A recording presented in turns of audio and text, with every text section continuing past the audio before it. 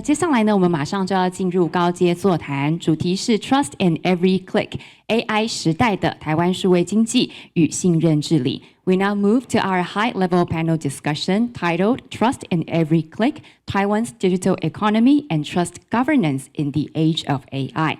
我们知道 AI 正在快速进入到我们的日常生活，还有各项数位服务之中，从金融支付到电子商务、内容平台到公共服务，都可以看到 AI 带来的各项改变。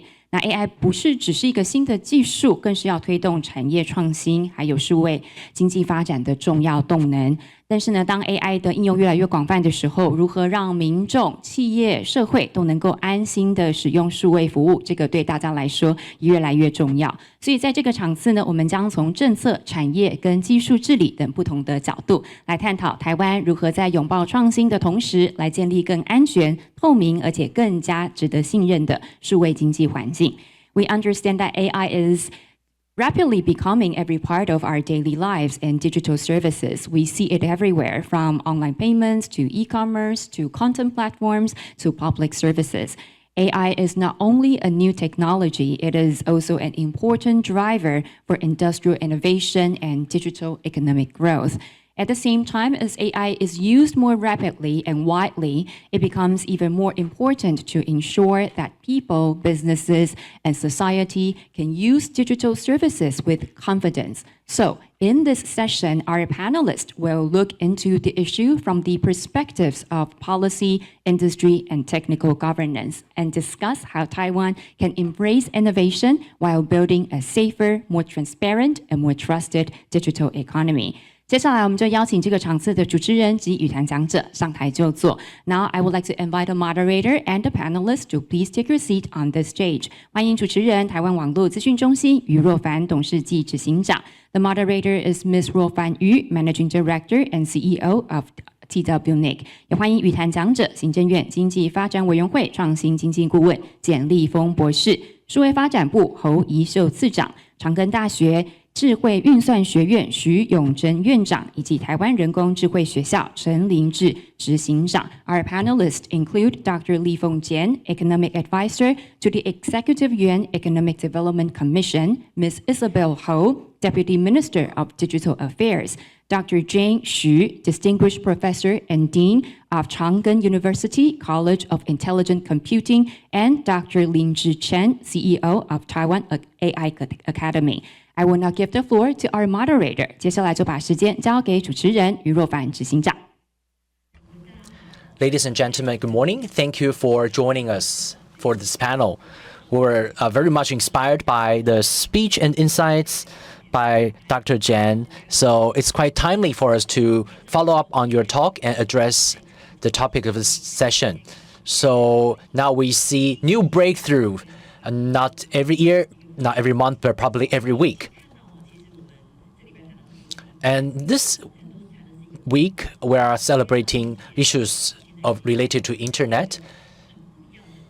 But one thing unique about the internet, the way I see it, is that it's only until the later stage of internet development that we start to talk about governance. But AI, while still in its infancy or even before it's become mature, we've started to talk about governance, regulation. So things are very, very different. But I also see similarities between the development of the two, because we see that in the cyberspace, we see in the platform area or search company, the powers are usually concentrated within a handful of big powers. The same is true for the AI era. It's only a handful of companies who sits on a tremendous computing power. So that's similarities between the two. But times are changing, because we talked about a globalized, interconnected world, and I can champion the idea of one world, one internet. But now we call for more sovereignty. We need to have geopolitical considerations in mind. So probably one world, one AI will not suffice in this day and age. So under this environment, probably it is the first time in history that as a new technology comes into being, we can also at the same time think about how we can build a trusted environment for all. So I would like to raise my first question to Deputy Minister Hou of Digital Affairs. And so Deputy Minister Hou actually has been a very active player in open source community, and Deputy Minister Hou also contributed greatly to the establishment of Taiwan AI Academy and is an important policymaker.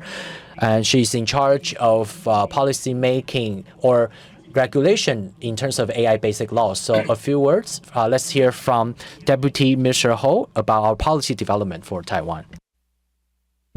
Thank you so much.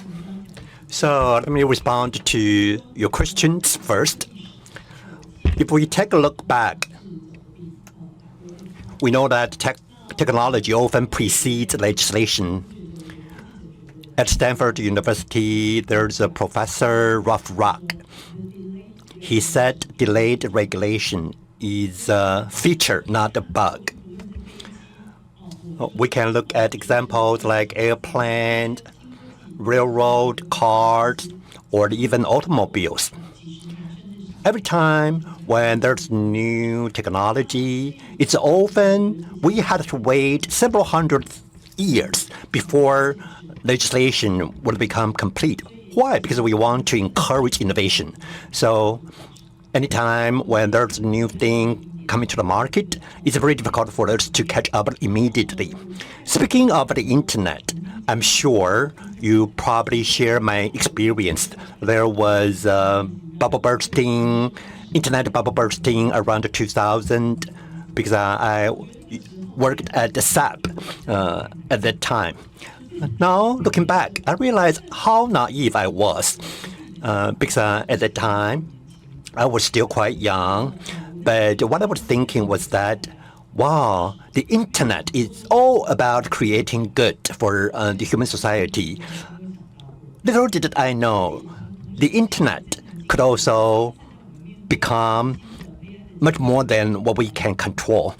Therefore, AI obviously will have more impact as compared with the internet. Therefore, we need to proceed very carefully, and we need to engage in more discussions. We really need to do more experimentation before we decide on what to do. So what we want to do is to guide this technology in the right direction because it's still at its infancy. It's still in the process of being developed. Therefore, it requires guidance. As mentioned by probably CEO Yu, one world, one model. That's probably not something we want. Probably we can envision a future every community can design, can use an AI system that will be fit for its needs. Therefore, I think that I'd rather look at this issue from this particular perspective. Obviously, in Taiwan, as we see development of internet in Taiwan, we actually didn't put a comprehensive governance framework around the internet.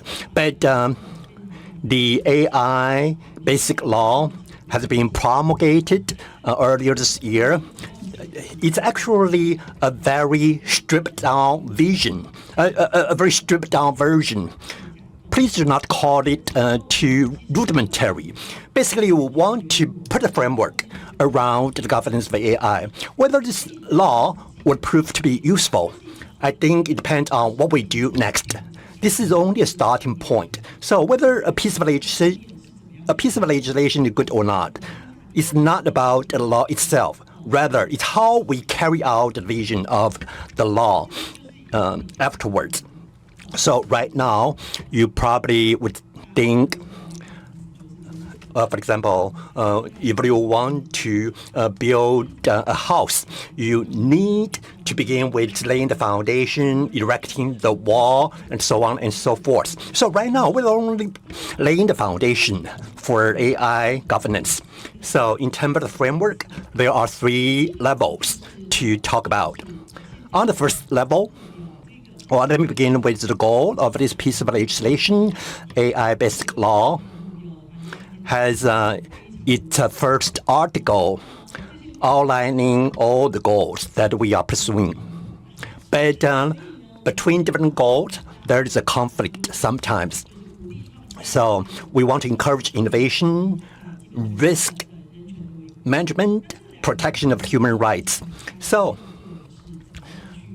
these are 2 sets of different goals. So we need to find a balance. Basically, the basic law creates 7 principles and 3 layered structures. And the 7 principles align with many international organizations. For example, G7, because a lot of international organizations have come up with a lot of consensus. So basically, our principles align with the principles adopted by other democratic countries. So those are universal values we are talking about. And under the principles, there are many things that need to be carried out by government agencies. For example, taking inventories of potential risks. And government agencies need to come up with regulations of how they plan to monitor the AI tools they use. In the middle layer, we have risk classification framework. So this is what I call collaboration layer. Risk classification framework is different from what they do in the EU. Well, because we didn't classify risk into different levels like they do in EU, but we have 3 classes. System has inherent risks. That's class 1. Class 2, risks is associated with collaboration. And in the 3rd class, it's the total environment. Well, we referred to risk repository project implemented by MIT. They continue to collect information from around the world, and they came up with the system. So under that kind of categorization, we have 4 approaches. And those 4 approaches are to be referenced by government agencies. In other words, as a government agency, you need to take inventory of potential AI applications in terms of the business you monitor. For example, the Ministry of Transportation or the Ministry of Labor, they need to take a look at the labor market, how they monitor workplace, how they recruit employees, where can they bring AI to bear. So once they are clear about the potential application, then they need to identify potential risks. Well, as I mentioned, we already have this framework for classifying risks. And then the 3rd step, you need to assess these risks. That's much more difficult. For example, probability of risks becoming reality, the severity of the harm. So it's either 5 by 5 or 3 by 3. We can come up with metrics. And then at the end of the process, you then need to make a determination exactly which risk needs to be governed by a transparency-based framework, whether education and training, whether you're required, or whether you need to require service providers to come up with a manual showcasing how they can become compliant. Therefore, these are all legal or policy-related tools. And we hope that every government agency can then think about once they introduce AI into their operation, how they plan to improve their governance mechanism. So we have a deadline of 2 years. For example, for all the tasks that I just outlined, government agencies need to complete all of those within 2 years.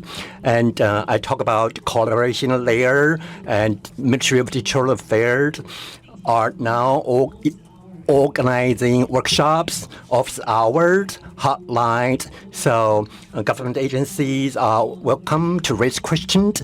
And right now, we have already seen Ministry of Labor conducting a pilot project. So probably after Ministry of Labor, Ministry of Transportation, Ministry of Health, Financial Supervisors Commission, the government agencies I mentioned, they are the pioneers, and they need to understand how they plan to apply AI, and they need to fully implement a good governance mechanism for the AI tools they use.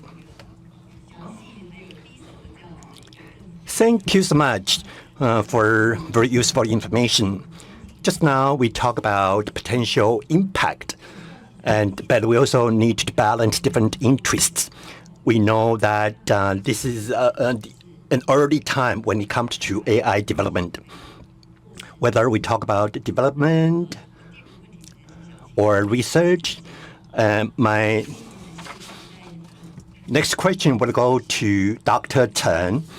Well, because you have been assisting the industry to do a better job of legal compliance and risk assessment. So probably from the industrial perspective, previously we talk about collaboration between machines and human beings, but more and more there will be more collaboration between machines and machines. So how should companies deal with this new reality? Thank you so much. And this year, we began to realize, exactly as mentioned by Professor Jian, we don't need to talk about how powerful AI is. But this year, we really see companies begin to realize the importance of AI governance. But at the same time, they are almost out of sorts. They are at the end of their rope because they don't know what to do. So I think we need to be honest with ourselves first. So we have two recommendations. From top to bottom, we need to take inventory first. We need to understand within our companies how many AI tools are currently being used. For example, how many shadow AIs are already present in our company, what we should do with them. And secondly, we often emphasize AI literacy. AI literacy is for everyone. So Mr. Ling mentioned that some companies are first movers, but they cannot afford to stop because the AI is being updated almost on a weekly basis. Especially we talk about Longsha, which is the new AI concept. And we need to make sure we are talking about the same AI. Otherwise, we will be interacting on totally different frequencies. We often tell companies, when it comes to AI governance, I would like to go back to the final slide of Professor Jian. We need to buckle down so that we can begin to take off. Well, when it comes to AI governance, we are not talking about putting on the brake, but we need to put on our seatbelt. Why? Because we know that we will be protected so that we can move freely. The reason why we want to put on the seatbelt is because we want to enjoy the efficiency produced by the AI, but at the same time want to make sure people will be trusting what we do. When people look at our company from the outside, they want to see the product of quality and the operation is smooth. But if you are headline news saying your AI has failed, then that's not good. So in order to stand out from the fierce competition, I think AI can become a very great help. So a lot of companies are already taking inventory, and the basic law has provided a basic framework. So if you don't know what to do, then you can probably look to the basic law as a guideline in terms of what you can begin to do. Well, speaking of putting up a seatbelt, well, in terms of the AI development, previously we needed to do a lot to promote the new technology. But it's different in terms of AI because people are already using AI. But where can we find a seatbelt? So I think the most important thing is that AI system needs to come with seatbelt, so that you don't have to look for seatbelt. And Professor Xu, I know that you are also a pioneer. And here in Taiwan, we now have a project which you are also involved in. Professor Jian has mentioned that a lot of large models are produced outside of Taiwan, but we have become very dependent on those foreign models. So is it possible for us to create a model that we can trust? And if that can come to pass, if it can become a reality, then it's probably easier for us to balance negative impact and positive benefits. 谢谢。 Thank you, CEO Yu, for the question. Yes. Speaking of sovereign AI, this is an issue that I discussed frequently with Dr. Jian and Dr. Chen. Of course, we started to define sovereign AI 2 years ago, and the definition will definitely evolve as AI's landscape changes day after day. So around 3 years ago, we were promoting the TIDE project, Taiwan AI Dialogue Engine. So we called it a trustworthy AI dialogue engine, or TIDE for short. So we had some unspoken intentions. That is because TIDE is a semi-official engine, so it needs to be trustworthy from day one. But we also realized that we were quite short of fundings and human resources, so we were able to only build a fundamental engine. We were not able to create a very comprehensive model or engine, so to speak. But we also want to leverage the opportunity to think about the ways we can create something like a sovereign AI engine right within our borders. Of course, we see new breakthroughs coming out every day, and just the other day, I read that in the past 8 weeks, we have a total of 16 frontier models being released, so it's about 2 per week on average. So that speed is quite exponential, causing many of us to worry. We are concerned, oh, maybe we will not be able to catch up with the development with AI. But don't you worry, I have to say, because it's impossible, even for us. We find it difficult to catch up.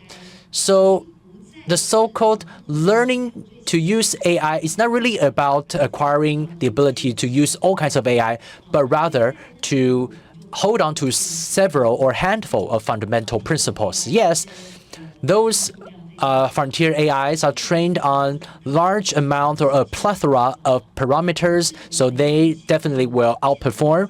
But quite fortunately, we also can leverage some open models which can actually deliver equally excellent performance, because for most of the missions or tasks we go about to solve, these models would already suffice. So for the TIDE model, I think that there are still different layers or different levels of sovereign AI. So of course, we can enjoy the benefit of our democratic alliance. We can enjoy the models produced by our like-minded partners. But facing changes in the world, we also need to be able to withstand external shocks without complete shutdown to the system. Because we are all used to the concept of graceful degradation. We need to have something else, a mindset like that in the age of AI. But just to echo what Dr. Chen mentioned in his presentation, the latest wave of AI revolution, actually, the knowledge workers bear the brunt. So if each one of us would have to produce our own agent to replace our work, then those who are successful in doing so, should they be fired? Or should those who are not successful at the task be fired? So recently, I think that people say, oh, please come and offer courses on AI, for example, or coding, Python, or AI theories, and so forth. People ask us to offer courses, but I tell them these are not something that everybody needs. So we have to know really what is meant by AI literacy. As Dr. Chen mentioned, it is something that everyone should have, despite your age. So we need to start early so that for youngsters, they should not be confined to their own AI bubble. We need to make sure that human characteristics still are critical. Human to people exchange still play a role. And of course, students will go on to acquire new skills. Then this is where critical thinking becomes more important. So do not aim to learn everything. At least you should have the ability to decipher true from false information. And at the later stage, we will start talking about the importance of governance and making sure we can have a trusted and equitable platform. So if people in Taiwan can all have AI literacy across disciplines and we can all be empowered by AI, and I believe that Taiwan shall be poised to become a small but strong and robust country. Thank you, Dr. Xu, for the positive note. And I think in terms of AI literacy, TWNIC produces an online report every year. And last year, we had an interesting finding. And the question was, do you know how to use AI? More than 70% of them said no problem, and they use it very well. And then we follow up and ask them, can you really tell AI and non-AI generating information from non-AI information? More than 70% said, no problem, I don't need extra help. So that's an interesting finding from our publication last year, which is quite telling about Taiwan's general mentality towards AI. Now, back to Dr. Chen. Of course, you talked about different kinds of impacts brought about by AI, and AI is always making breakthrough, and AI is always changing every week. In the face of the multitude of changes, how do we prioritize? Which dimension should we address first? Because time is always short. How do we prioritize?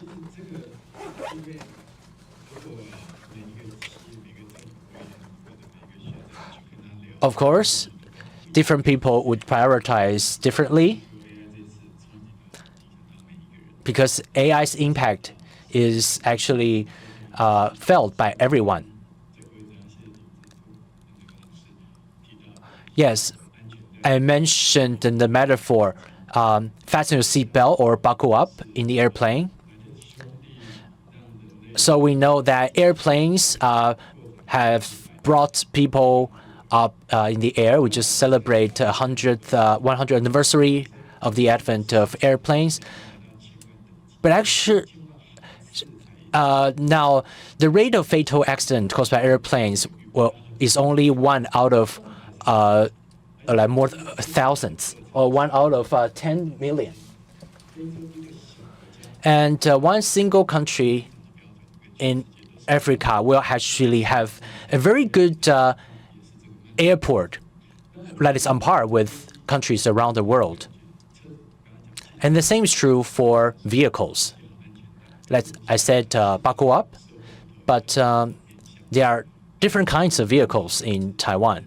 For example, our fatality rates from car accidents still very high every year in Taiwan. And there were about 250,000 people who got injured in car accident every year. So it's like each one of us would definitely get hurt in a car accident at least once in a year. So we have such high fatality rate and high injury rate from accidents. So one of the most successful policy is to require people to put on a helmet when riding mopeds and scooters. So maybe the number went down for a little bit, but surged afterwards again. So there are multiple approaches to talking about vehicle safety. Of course, if you can afford a good car, it's good. But it's no use if you are not a good driver. You still would find yourself, you end up in a crash. So we see like luxury car, premium high-end car running on the streets. Of course, AI literacy is important, and we need supplementary measures such as regulations. We need to be really stringent in our regulation.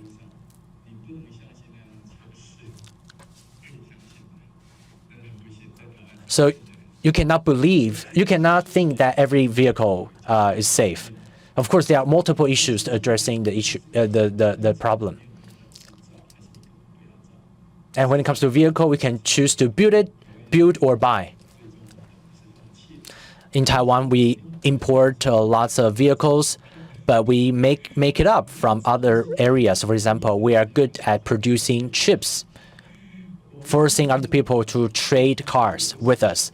So we need to know what our comparative advantage is. You can ask automakers to adjust the configurations of cars based on your road environment. For example, you don't need that big of engine.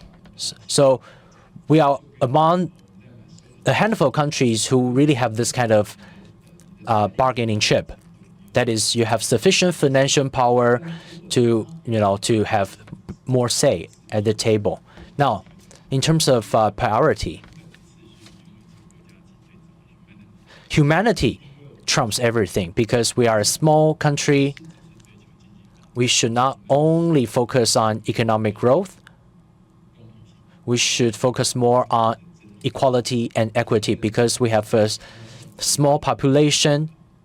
So in a sense, it's easy for us to reach our goal, but we should make sure we achieve equality in economic development. We have good chip manufacturing power, and we have some world-leading, well-known names in the AI ecosystem. So countries around the world really need us, and they know us very well. So we should have good awareness that we are already standing on the tip of the wave. So not only do we have bargaining power, we need to have better awareness and judgment. We're already doing a better job than many countries out in the world, but we need to actually make sure that our companies are responsible. They should go beyond profitability. So I said the importance of explainable AI shall not be underestimated. Of course, we may not be able to produce cars ourselves, but we can produce auto parts and components like tires and others. or transmission but we can or gearboxes. But at least these companies of parts and components can at least do their part in bridging the knowledge gap. So there are a lot of tasks in the pipeline. Of course, the design of the road environment is key because it is one of the major contributor to car accidents.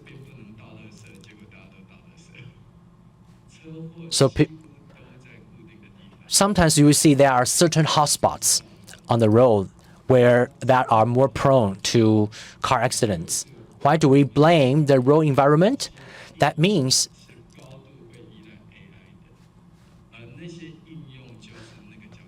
for example, there are certain AI hotspots in the AI world as well, which may be more risky.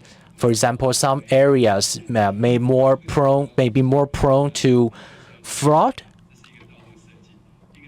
So the same is true for car. We have to consider the environment, the user, the pedestrians, which should have a pedestrian literacy. We have to have a comprehensive approach to this issue. So perhaps we are addressing the same set of issue. It's just that we are using different tools. But it's a matter of scale. That is, all company owners should have AI literacy, should have risk awareness, and weigh the trade-offs. Now, company owners need to take the lead as parents in the family. So you have the accountability or responsibility to take the lead. Now let's flip the coin. I would like to talk about small children. Are we prepared to teach them? Are we prepared to make sure they have literacy, especially students who are about to graduate? You know, when they want to look for a job, for an on-job interview, they are often asked to use AI to write up a proposal, including product features. Well, it used to be the case that a team of 10 or 20 people need to work for a week before they come up with that kind of product features. But now, for job interview, they are required to use AI to write product features within 14 minutes. And as a matter of fact, we are asking students to demonstrate their ability to monitor and govern AI systems. So we need to equip our students with that kind of competencies. Well, sometimes we feel lost in terms of where to proceed next. Although we have already run out of time, but I still would like to see whether there are any questions from the floor. We can accept one question. Please go to the microphone. Well, you are the first to raise your hand, so you are the only one that can ask question. I'm Wu Guowei from TWIGF.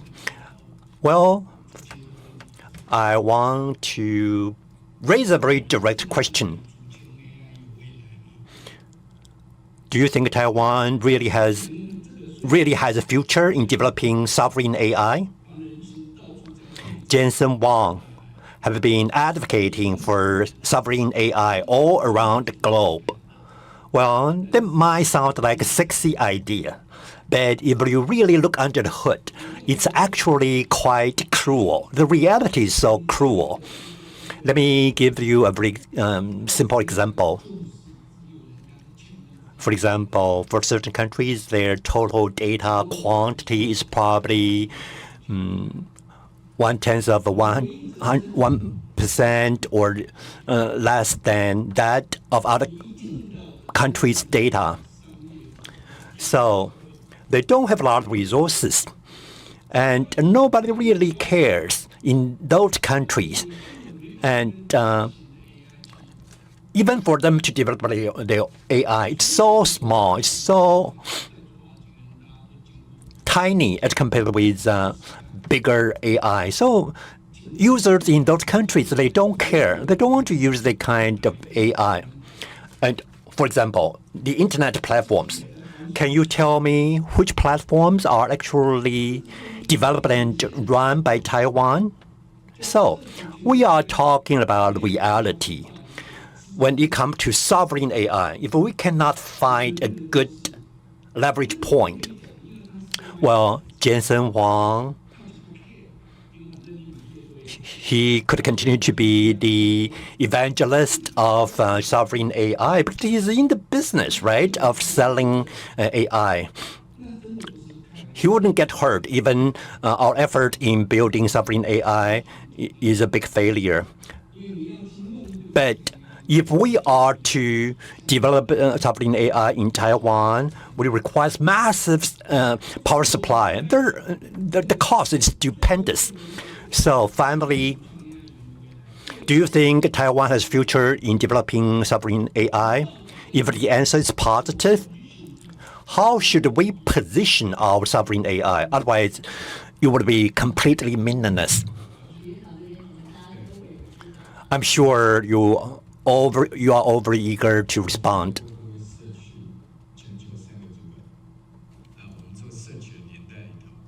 Well, I was responsible for developing searching technology.